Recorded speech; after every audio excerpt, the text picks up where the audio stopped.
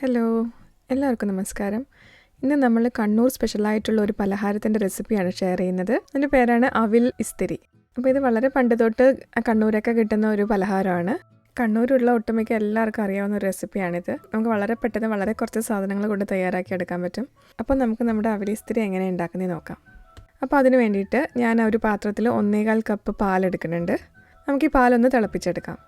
അപ്പോൾ പാലൊന്ന് ചൂടായി വരുമ്പോഴേക്കും നമുക്കിതിനകത്തേക്ക് 2 ടേബിൾ സ്പൂൺ പഞ്ചസാര ചേർത്ത് കൊടുക്കാം. പഞ്ചസാരേൻ്റെ കൂടെ തന്നെ ഒരു നുള്ള് ഏലക്കാപ്പൊടി. ഇപ്പോൾ ഏലക്കാപ്പൊടി ഇല്ലാന്നുണ്ടെങ്കിൽ നമ്മൾ പാല് തിളപ്പിക്കുമ്പോൾ തന്നെ ഒരു 2-3 ഏലക്ക ഒന്ന് ചെറുതായിട്ടൊന്ന് ചതച്ചിട്ട് ഇട്ട് കൊടുക്കാം. പഞ്ചസാര കുറച്ച് അധികം മധുരം വേണമെന്നുണ്ടെങ്കിൽ ഒരു ഇത്തിരി കൂടെ ചേർത്ത് കൊടുക്കാം. ഇതൊരു പാകത്തിനുള്ള മധുരത്തിനുള്ളതാണിത്. അപ്പോൾ ഏലക്കാപ്പൊടിയും കൂടെ ചേർത്തിട്ട് നമുക്ക് ഈ പാലൊന്ന് തിളപ്പിക്കാം. ഇപ്പോൾ നന്നായിട്ട് തിളച്ച് വരുന്നുണ്ട്. നമുക്കിത് അടുപ്പത്ത് നിന്ന് മാറ്റി വെച്ചിട്ട് ഒരുപാട് തണുക്കരുത്. അതിനു മുമ്പേ നമുക്കിതെല്ലാം സെറ്റാക്കണം. അപ്പോൾ പാലിൽ പാട കെട്ടാതെ നോക്കണം. ഇനി നമുക്ക് നമ്മുടെ അവിൽ ഇസ്തിരി ഉണ്ടാക്കാൻ വേണ്ടിയിട്ട് എന്തൊക്കെയാണ് വേണ്ടതെന്ന് നോക്കാം. അപ്പോൾ അതിന് വേണ്ടിയിട്ട് ഞാനിവിടെ 1 കപ്പ് അവിലെടുക്കുന്നുണ്ട്. അപ്പോൾ അവിൽ നേരിയ അവിലാണ് ഞാൻ എടുക്കുന്നത്. അപ്പോൾ അവിൽ വറക്കൊന്നും വേണ്ട, സാധാരണ കടയിൽ നിന്ന് വാങ്ങിക്കണം അതുപോലെ എടുത്താൽ മതി.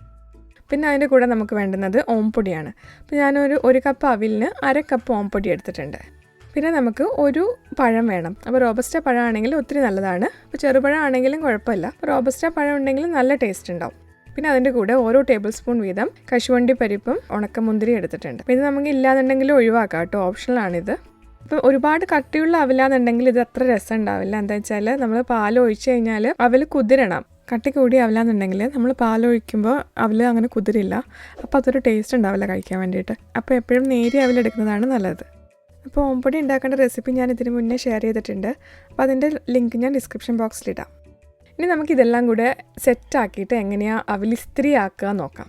അതിന് വേണ്ടിയിട്ട് ഞാൻ ഇതേപോലെ ഒരു പാത്രം എടുക്കുന്നുണ്ട്. അപ്പോൾ നമ്മുടെ അടുത്തുള്ള പരന്ന സ്റ്റീൽ പാത്രം എടുത്താലും മതിയാകും. അപ്പോൾ ഇതിനകത്തേക്ക് ഞാൻ നമ്മുടെ അവിൽ ഇട്ട് കൊടുക്കുന്നുണ്ട്.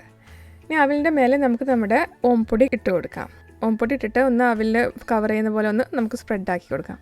ഇതിൻ്റെ മേലെ നമുക്ക് പഴം മുറിച്ചത് വെച്ച് കൊടുക്കാം. അപ്പം പഴം വെച്ച് കൊടുത്തതിന് ശേഷം നമ്മുടെ കശുവണ്ടി പരിപ്പും ഉണക്കമുന്തിരിയും ചേർത്ത് കൊടുക്കാം. ഇനി നമുക്കിതിനകത്തോട്ട് നമ്മൾ നേരത്തെ തിളപ്പിച്ച് വെച്ചേക്കുന്ന പാല് ഒഴിച്ചു കൊടുക്കണം. അപ്പോൾ 1.25 കപ്പ് പാല് ഈ ഒരു കപ്പിന് കണക്കാണ്. ഇപ്പം നമ്മുടെ അവിൽ ഇസ്തിരി റെഡി ആയിട്ടുണ്ട്. വളരെ പെട്ടെന്ന് തയ്യാറാക്കാൻ പറ്റാവുന്ന ഒരു പലഹാരമാണിത്. അപ്പോൾ ഇത് നമ്മൾ പാൽ ഒഴിച്ചു വെച്ചതിന് ശേഷം നമ്മൾ ഒരുപാട് നേരം കുതിരാൻ വെക്കരുത്.